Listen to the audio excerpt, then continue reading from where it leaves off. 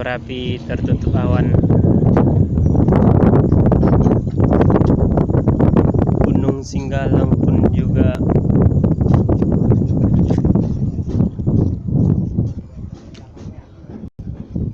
situasi lagi gerimis mengundang.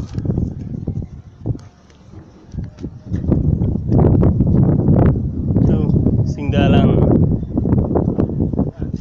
itu Merapi, namun tertutup awan. Inilah cuaca terkini di Padang Panjang.